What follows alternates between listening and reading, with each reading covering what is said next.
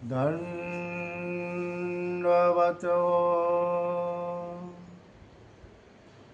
पुत्रं विशालदेवस्य नित्यमुक्तिप्रदायकं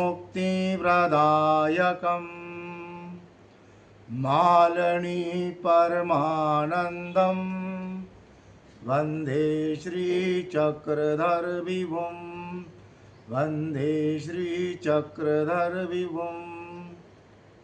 भगवान श्री चक्रधर स्वामी की जय।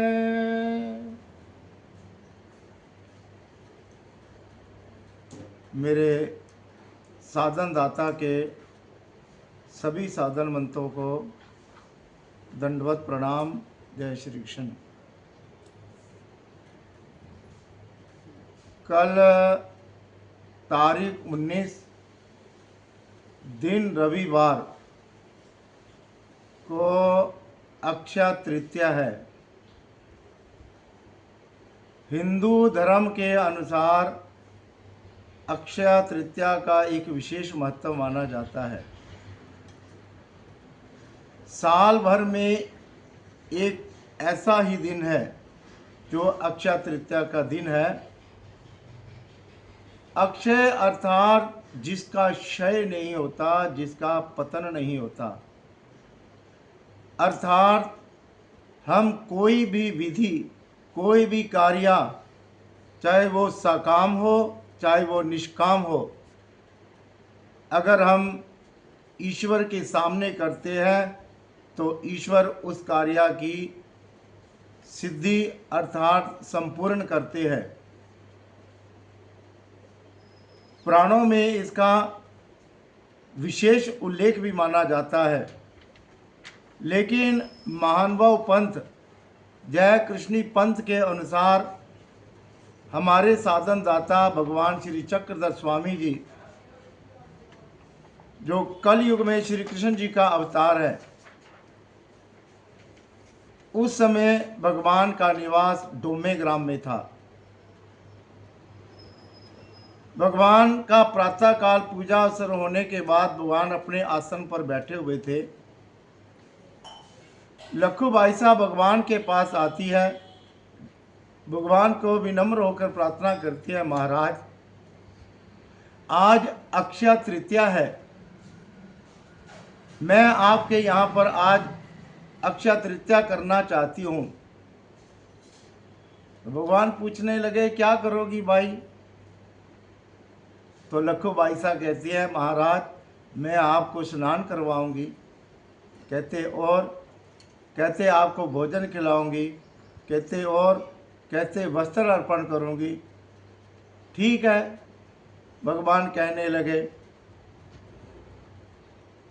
तो फिर पहले भगवान को मंगल स्नान कराया गया।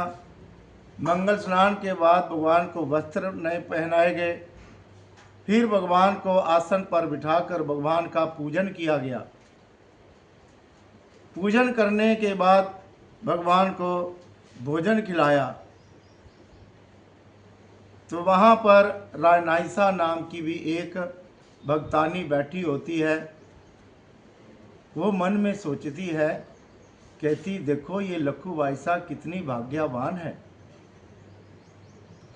जो आज अक्षय तृतीया का त्यौहार भगवान के यहाँ पर कर रही है, और मैं कितनी दुर्दैवी हूँ, अर्थात कितनी भाग्यहीन हूँ। मेरे पास कहते कुछ नहीं है। वो ऐसा सच्चे मन से विचार कर रही है। भगवान रानाइसा की तरफ देखते हैं। भगवान रानाइसा को पूछते हैं, कहते रानाइसा क्या सोच रही हो? कहते नहीं महाराज कुछ नहीं सोच रही। ये लखूबाई साहब कितनी भाग्यवान है, बस यही सोच रही थी। भगवान कहने लगे, वो सामने कहते गागर पड़ी है अर्थात मटका पड़ा है, सामने गोदावरी गंगा है, इस मटके को वहां पर लेकर जाओ और अंदर बाहर से अच्छी तरह स्वच्छ करो। फिर गहरे पानी में से एक मटका पानी भर कर ले आओ। और उस पानी में से एक लोटा हमारे को पानी पिला दो। तो लखू भाईसा सॉरी रानाईसा ने वैसे ही किया, नदी पर गई, गागर पानी की भर के ले आई और उसमें से एक लोटा भगवान को अर्पण कर दिया। भगवान इतने प्रसन्न हो गए, भगवान रानाईसा को कहने लगे, रानाईसा, जितना फल आज लखू वायसा को इस क्रिया करने का मिलेगा, सो फल उतना ही तुम्हें मिलेगा। तो रानाईसा भी बहुत प्रसन्न हो गई। हम संसार में रहते हैं, संसार में अनेक सुख दुख आते हैं। अगर हम भी अपनी कोई भी क्रिया, कोई भी विधियां भगवान के समक्ष करते हैं तो भगवान उस विधि का स्वीकार करते हैं। सुदामा जी जिस समय द्वारकाधीश जी के पास गए तो वह दिन भी अक्षय तृतीया का ही दिन था। ऐसा आता है ना, कहते मेरे श्याम जी डोरा तेरे ते सटियां, जिन्ना डोरा सटियां ओना मौजा लुटियां। सुदामा जी ने भी अपने जो जीवन की डोर थी सब द्वारकाधीश के ऊपर ही छोड़ी हुई थी।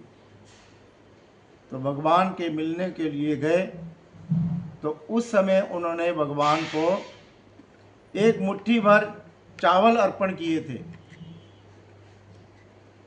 तो भगवान ने उस मुट्ठी भर चावल में से एक मुट्ठी बनाई, तो जिस समय उनको खाया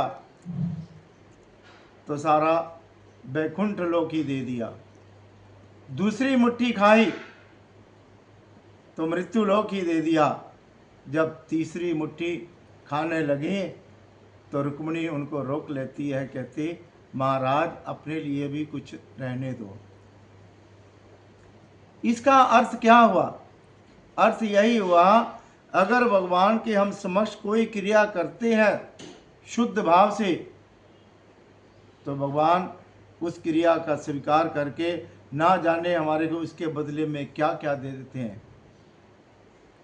डोरा सुटियां भगत सुदामे ने, श्याम जी ने महल बनाए रखिया ना जुगियां। मेरे श्याम जी डोरा तेरे उत्ते सुटियां। तो आज